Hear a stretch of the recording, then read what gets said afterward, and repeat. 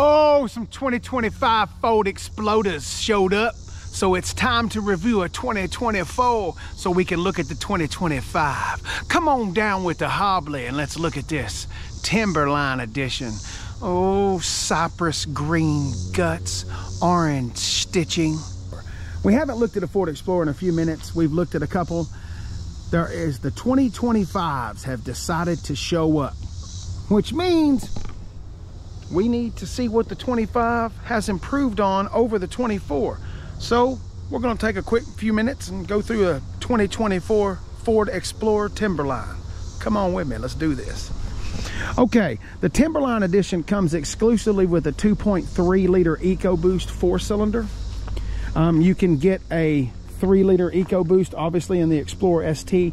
Also a 2.7 liter EcoBoost engine is available as well, but when you do the Timberline package, it's just the 2.3. Now that is the EcoBoost engine from the Ford Mustang. So about 300 horsepower, 315 pound-feet of torque, somewhere in that vicinity. So it's peppy, not exactly fast or anything like that. I think 0 to 60 is about 6 seconds. This thing weighs in at about 4,600 pounds, so it's not exactly a lightweight. So but the 2.7, I'm just gonna, I mean, the 2.3 is fine. The EcoBoost, the baby EcoBoost is fine. There's nothing wrong with it. It had plenty enough power coming over here, but the 2.7 and the 3.0, that changes the way the EXPlooder acts. All right, you know how this works. We're gonna start in the back and work our way forward. Okay, so we're talking about the Timberline edition. So this is more off-roady, not really bougie or anything like that. We're set up to do off-road. Okay, our glass does not pop out. We do have a little windshield wiper back there. Let's go ahead and find our, here it is. Go ahead and pop that up. That is a power lift gate right there. The seats are already laid down. Are these power seats? Well, they certainly are. Are they power up and down? Well, look at that. So quite easy. Let's go ahead and raise these up so we can see our third. So with the third row up, we got a little bit of cargo space right there. I like the way that says EXPlooder right there. That's pretty cool. Let's see underneath. What do we got? A little bit of storage right there either way. What is this? Okay. All right. So there you go. That's kind of feels flimsy. I'm not going to lie. Okay, we're done back here. With the seats laid down, we'll go ahead and put those down real quick. Oh, they only go down one at a time. You can only do them one at a time. Now with the third row seats laid down, cargo space is pretty decent, not bad. The third row does have a couple cup holders. You can see them right there for either side. They've also got a little bit of storage and also a little bit of storage right there as well. All right, let's go ahead and leave the back. We are done with that. All right, moving right along. It looks the part, doesn't it? It looks like it's ready to do some serious off-roading. I believe the Timberline package, you get those off-roady tires. I know we've got skid plates underneath, and I thought there was something else too. Cypress green with orange stitching. So we've got some squish going on right there, some squish right there, even a little semi-squish right there. Pretty hard plastic down there. We got a bottle holder right there, a little indoor panel storage, little place to put a 12-ounce can of Sprite or something like that. The power window switch, I do like. It's not a big deal, and there's nothing wrong with just having a door panel that's just one color, but it breaks it up. It makes it look a little bit nicer. I mean, we're talking $50,000+ here. It needs to kind of look like that, doesn't it? Doesn't it? Doesn't it need to at least look the part? Okay. So we're going to carry that in. We've got the gray denim in the center right there, but the cypress green on both. These are some meaty armrests. I'm talking meaty. Let's go ahead and have a seat right there. We've got pockets on both of the seats right there. We've got heated seats on both sides, automatic climate control. We've got our 12-volt power outlet right there, or our regular power out right there. A couple of USB-Cs right there. And just for fun, we got a couple of cup holders down there as well. No vents on the back of that guy because we've got vents in the headliner. See them? They're all over the place. All right, let's go ahead and see what kind of room we've got right in here. Captain's chairs sitting right there. I mean, I think this seat could probably go up. Maybe the passenger could give it a little bit more room. I have plenty of headroom. Remember now, if you're looking at these, Sunroof, see, you're losing a couple of inches of headroom. See what I'm talking about right there? So if you do not get a sunroof, you actually gain headroom, so keep that in mind. The seats have plenty of bolster. The armrest is meaty, like I said. Door panels look good. We've got handles to help us get in. Tinted windows. I guess that came from the factory that way. That's what it looks like up front. Let's go ahead and get up there and play with that. And while we're at it, I guess we should go ahead and pop the hood on this thing too. Have a look gander right here at this window sticker. 2024 Ford Explorer Timberline all-wheel drive. 119-inch wheelbase, 2.3-liter EcoBoost i4 engine, 10-speed automatic, star white metallic tri-coat, deep Cypress Active X seats. There are your standard equipments right there. It looks like we've got a $795 charge for star white tri-coat. We've got a $1,700 charge for the twin panel moonroof. We've got, we're getting money back here. We're getting $20 back for the 4G LT Wi-Fi hotspot credit. We're getting $500 back for the 360-degree camera credit. And then we've got the B&O sound system, or the Timberline technology package for $1,700. B&O sound system, 12 speakers, wireless charging pad, and a couple of power outlets.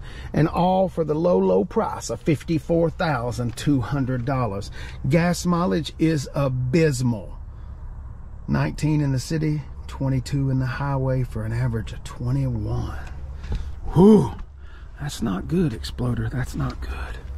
This is probably one of my favorite features right here with Ford.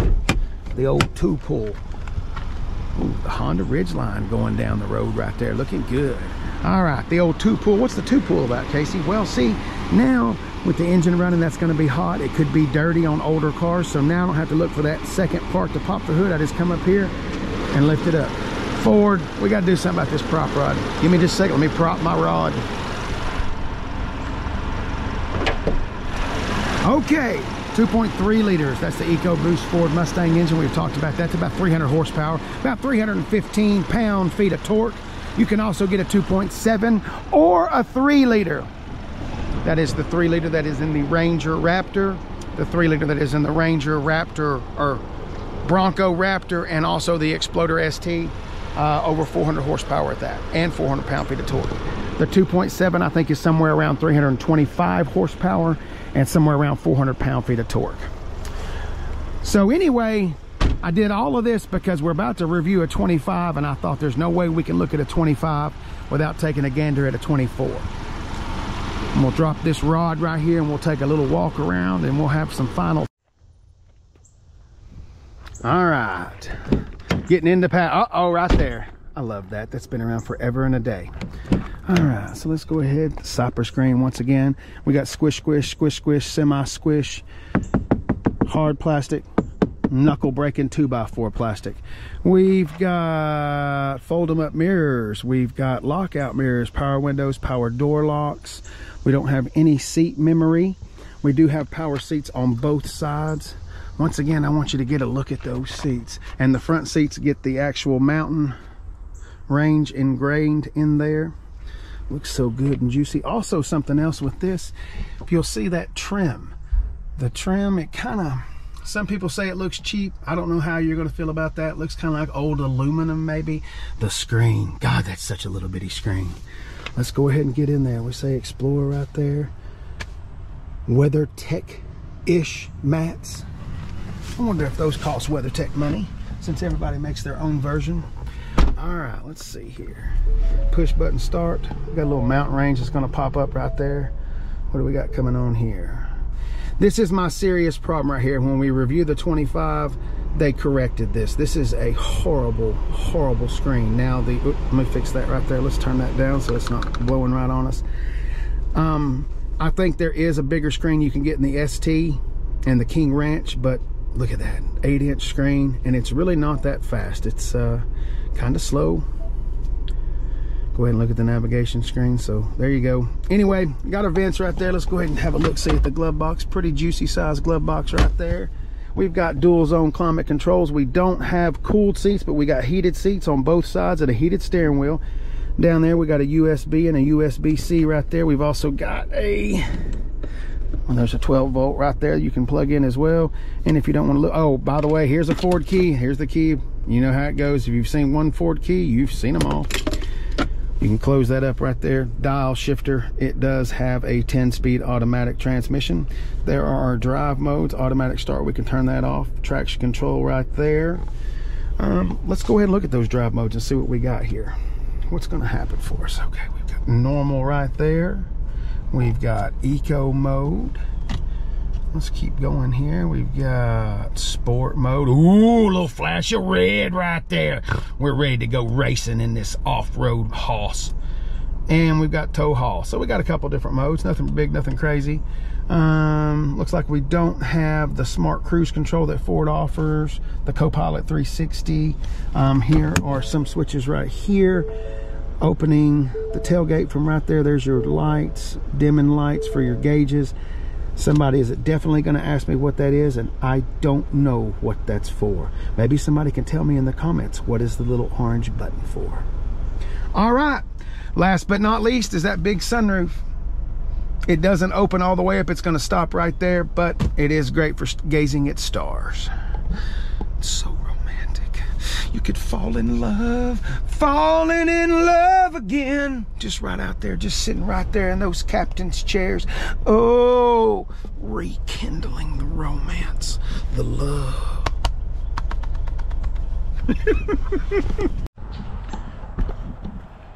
Okay, so I know that it is not like Baja Central back here, but I can't really take brand new cars and get them muddy and all that. It's just not right, because someone's going to purchase a brand new car that I've tried to win some Baja. Well, back here at the back of Ford of Murfreesboro, Big Steve, the general manager, he's got this big field where they put overflow fleet trucks and Amazon vans and police units and things like that. It's got a couple of good trenches and things like that. So I'm gonna take a couple of pictures and a few videos to show you that it is capable off-road. I mean, obviously, it's got 8.9 inches worth of ground clearance, so we're not